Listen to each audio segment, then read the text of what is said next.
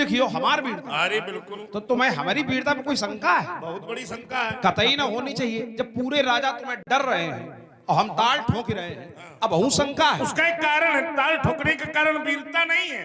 तुमने सोचा पंडित जी हमका कह दी नहीं कि बेटा चिरंजीवी रहो, जब आशीर्वाद दे दी तो हमें थोड़ी मरी है। तुम इसी भय से, इसी कारण तुम खड़े हुए। आशीर्वाद न मिला होता तो तुम हमारे सामने थोड़ी खड़े होते। इसलिए अब मैं तुमको समझा रहा हूं, या न मानो कि मैं आशीर्वाद दे दी तुमका मरी बे ना। भूल गई हो चकर मकर उलरिबो फादबो समय, जब धनुष पे बाण को चढ़ाऊंगा, छीन के दोनों भाइयों के धनुष बाण आज मिथिलापुरी से मारना भगाऊंगा।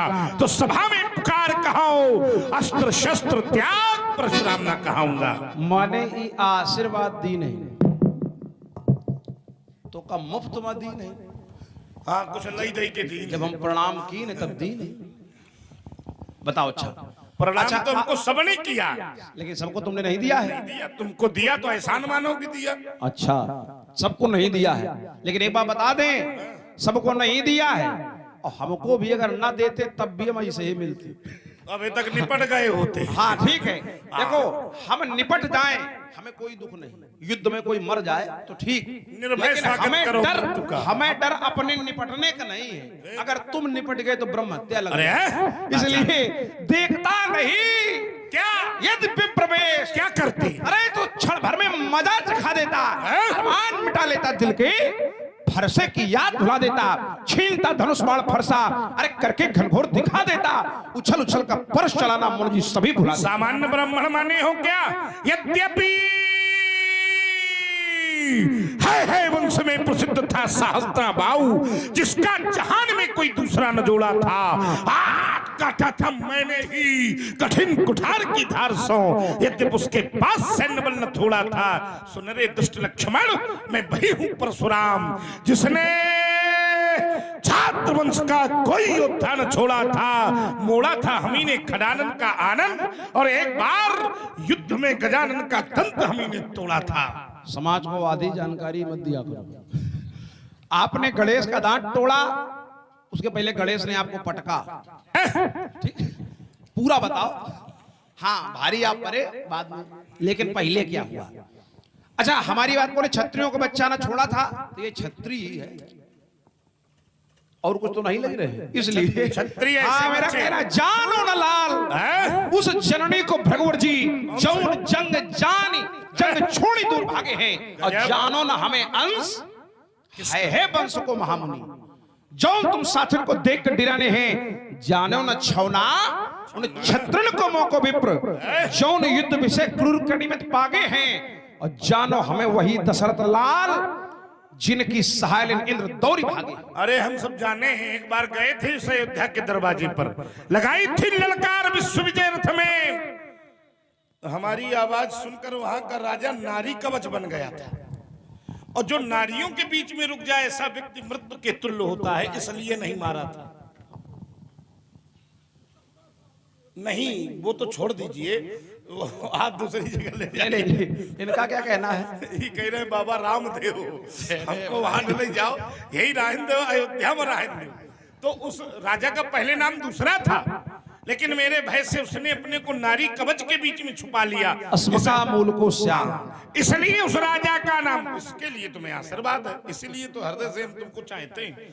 अब बाहरी बात चाहे जो कुछ हो, चूंकि जहां चोट होती है वहां तुम अगर मिल जाओ तो हृदय की प्रसन्नता होती है।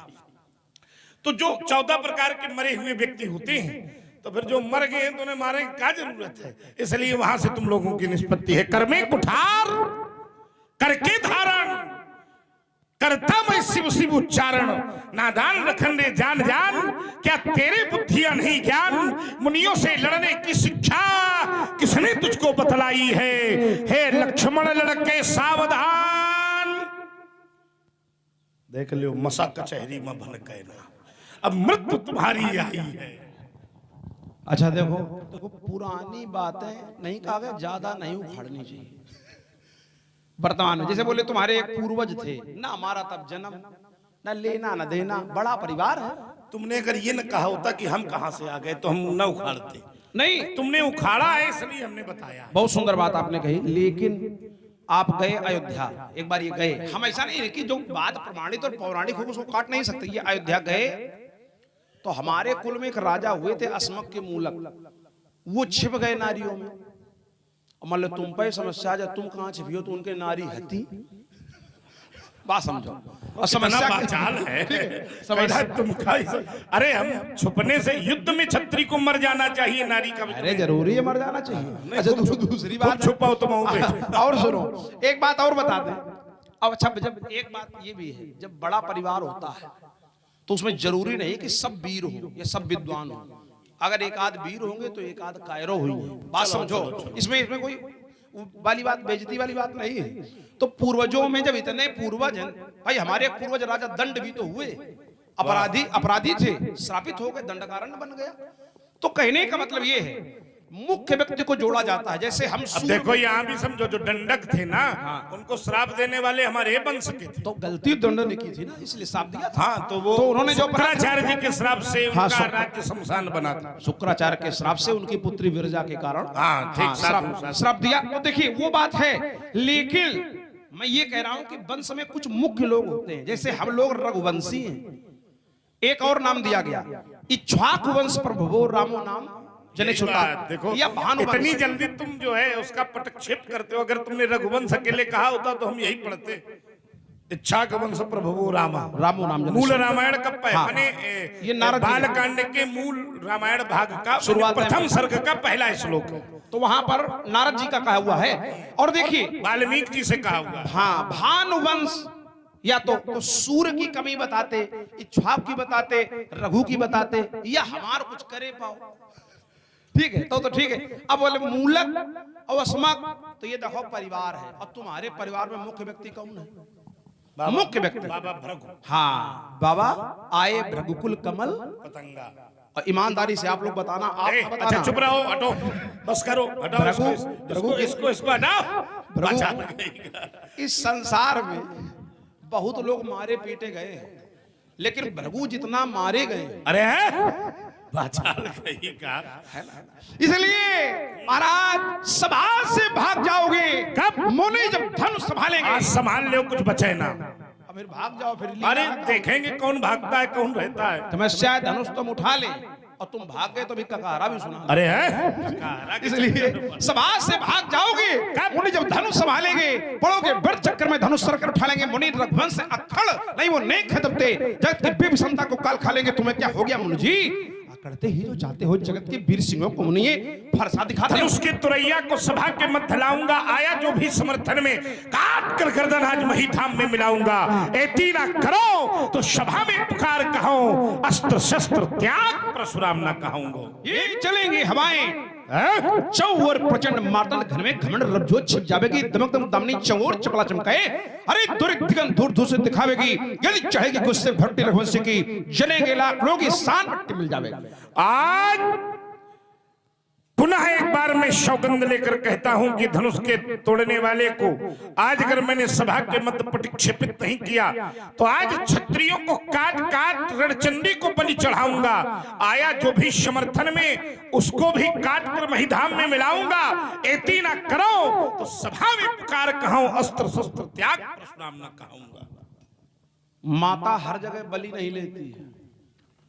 काली जी का दरबार है, मैंने सुना है, रणचंडी को बलि चढ़ाए। तुम्हार ले आए, तुम चक्कर में न रहे। हमारी बलि, एक बात तुम्हें बताएं, एक बार, अब भविष्य की बातें बहुत हो चुकी, तो मैं भाव दे रहा हूं। एक बार एक राक्षस ये भी प्रयास करके देखेगा कि इनकी बलि चढ़ा। परशुराम माने राक्षस थोड़ी नहीं, ये मैंने नहीं कहा, मैंने ये नहीं कहा। विषय समझो, गंभीरता समझो। तुमको राक्षस चढ़ाने वाले के प्रकार में बलि, हम इतने अशिष्ट नहीं है कि तुम्हें राक्षस कहे, है ना।